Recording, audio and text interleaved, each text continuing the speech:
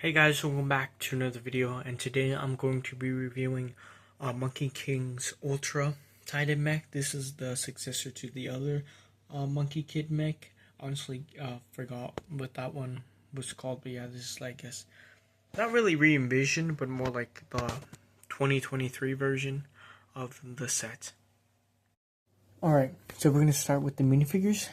Here we have Azure Line. It sucks out in the show he's a big fake, but here he's just a minifigure. I mean, he still looks pretty cool, all things considered. You see kind of the ink on him spreading corrupted. I think it's like all throughout his legs, swole, his head. It's double-sided. Here it is, if the camera will like focus.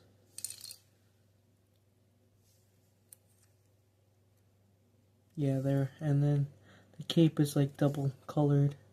Black on the outside, purple, and then you can see his back right there, also kind of inky. Pretty cool minifigure all around. Really cool design. The sword, cool build. The blade looks really cool. I wish they used it more. I'm not sure. I think it also appeared in the Azure Lion mech. That would make the most sense, but I feel like it should really be in like other like themes as well. I haven't watched the show in a while, and I forgot, honestly. Pretty sure this is honestly, I don't even remember if it's a guy or a girl, but whatever. I do really like how it's both just a spear, but then they use kind of like the stud inverted, or like without a hole, not inverted. Well, I guess they kind of place it inverted on this, but yeah. Pretty simple build, just pretty cool, neat weapon. The beak, I do really like how they do it, like the mold. There is no back printing, at least on the head. Here we have like kind of like the hair is tied back, and I'm pretty sure she does. I mean, here I don't even remember.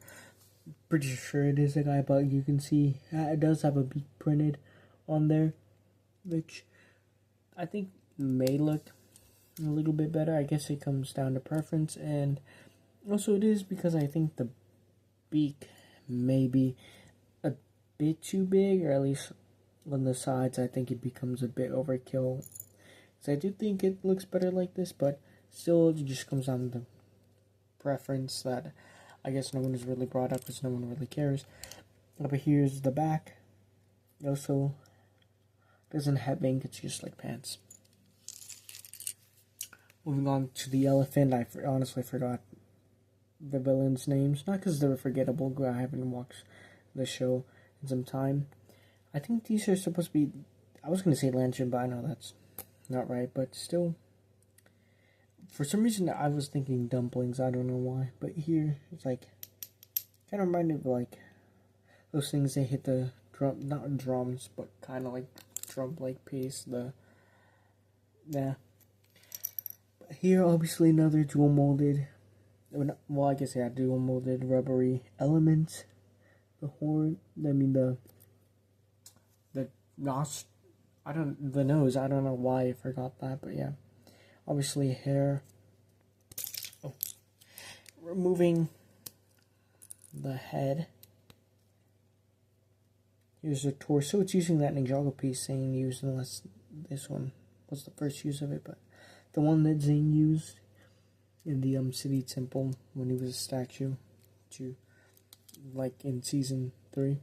Yeah, he I guess kind of has his teeth and elephant nose, but I don't know. Obviously no back printing.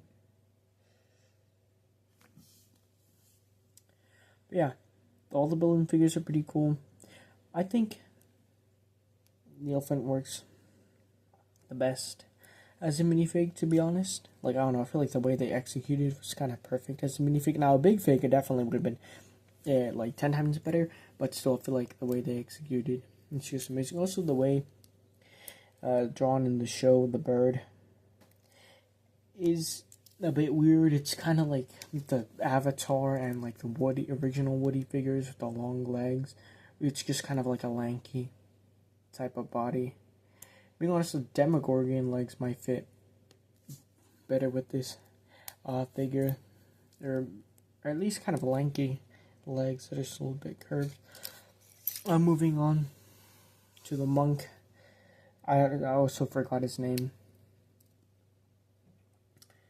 I can remember everyone else, like Monkey Kid, Monkey King, Sandy, Pigsy, but I just can't remember his name. But here's the face, and here's like the actual monk's face, and then here's like his actual face, because he's like trapped in the body. It does have side printing. None of the villain figures do, which I think is pretty cool. So one of my first figures were side printing, and also dual molded, which I just think it's really sick. And I wish that they did it for Ninjago, at least definitely way more often. Moving on to Monkey King, Kid, in his new suit, like white kind of. All the characters, like him, his long new hair, well, not new hairpiece, but new for him. Sandy, Pigsy, and May all got these white suits, kind of like uniform, kind of final battle type of outfits. Not really final battle, but at least definitely like great battle. Now here's his other expression with the little kind of painted on monkey symbol. And on to Monkey King. The staff, pretty cool, especially these like kind of rubber beads. They're still pretty hard, but they can like bend slightly pieces. Obviously Monkey King, dual molded legs and printing on the side, printing on them. The monkey tail can hold on to the side right here, which I think is actually pretty cool. You technically can make this like be unstretched if you just take off like the poles at the side, so you can have it kind of however you would like it to. The hair piece, it's the one they've been using for Monkey King for like since the beginning of the theme. Here we have the side with the headband, and that's when like he casts like the spell thing that kind of like gives him a migraine. I'm pretty sure it's a migraine. I'm not sure like in the original legend, but like gives him a migraine, at least makes it hurt his head. But yeah, these are all honestly pretty excellent figures. I really love them all a lot. Pretty great. But now moving on to the actual set. So yeah, the set is pretty large, like massive. It's kind of funny how the tail is just kind of that small. It has like a bunch of movable pieces and pearl gold pieces as well, which I think is pretty cool. It does have a swappable parts, how you can kind of make this back part into a jet, which I will show in a bit. There are a few like vinyl pieces you can see here with this cloud, but there is like an actual cloud piece at the end, like same on both sides, and then like his ear type of bunny ears. I might like look at them as. There we have like a cockpit. Open it up, and then you can open like hold from his chest right here, which I actually think is pretty cool. And I think another Ninjago mech does something similar to this, but yeah, his head. Moves like side to side. I'm trying to kind of show it. Yeah, like that. Pretty cool. And obviously this does have a light on its head. The light is on the back over here. That button, like where the blue technical is, that's where you press it. Oh, crud. I would say some of these parts are honestly the bit not fuzzy, but like whimsy. When I first built this set, they kind of slightly fell when I tried to move it. The set also comes with a really large staff. Compared, it's like a slight, like way above the height of it. I honestly tried to get to pose with it, but I suck, and also having the jet disassembled and being put into the mech, this part where it becomes kind of like the stabbing, doesn't really make it work out as well, having it being held, so I just kind of have it on its own, and somehow I just lost like that piece that was there. But yeah, pretty great build. It looks amazing, especially how they did. But the way it's built here at the end is pretty cool. Now, I think it's time I show you how it transforms. So you take this part right here, I guess just put it on the ground. These parts right here might want to move the arm up. That armor piece also kind of like moves with it, like up and down like that. So just move that up. The blades, that part like kind of swivels, but you gotta remove it from the back over here. Remove both of the blades since they're gonna be kind of like the wings of the plane. Turn this around. I guess you could kind of hold it by here, but I personally wouldn't really recommend that. You can get this up, but like take it out from the back first. It's a bit hard to do this with one hand. I guess it wasn't that hard, but yeah. You're supposed to move these kind of out the way. But yeah, I don't know, that piece, kind of the cockpit always comes out for me. But yeah, I guess I just need to move the jets out of the way.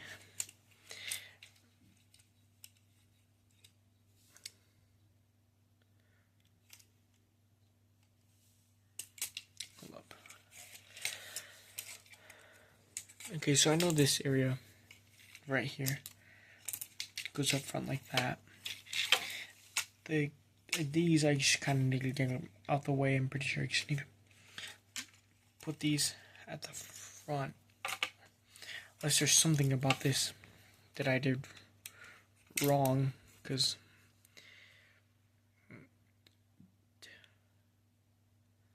it's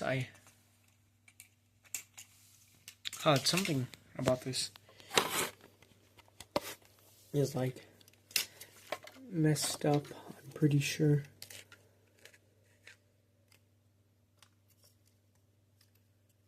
It's not supposed to bend. Oh, I was supposed to flip it over from right here, take it off, and then flip it over. Oh wait, no, you're supposed to take it off from there and then put it into here. You want to remove the cockpit, and then you can just click it onto there and then have this be placed in right there, and then you can close it. Again, these jets go this way, and then the blades can go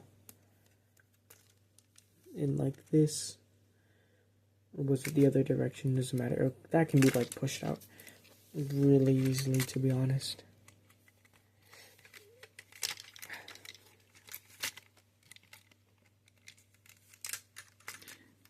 Yeah, and then there you go. There's the jet. It's a pretty competently made build. Nothing too crazy, but still kind of fun and still a nice companion piece when it's all put together overall. Now I guess moving on to the mech finally by itself.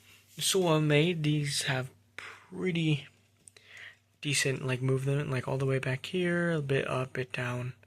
Nothing too crazy. The legs, I don't really have much movement to them. Yeah, no, oh god. Some left, some right movement, not too much really. You can move these like little like boost engine pieces over here. These parts like on both sides, yeah, pretty wide motion. The legs themselves, yeah, move pretty forward and move not really that back. And the knees don't move at all. This was before they really started moving knees on the legs.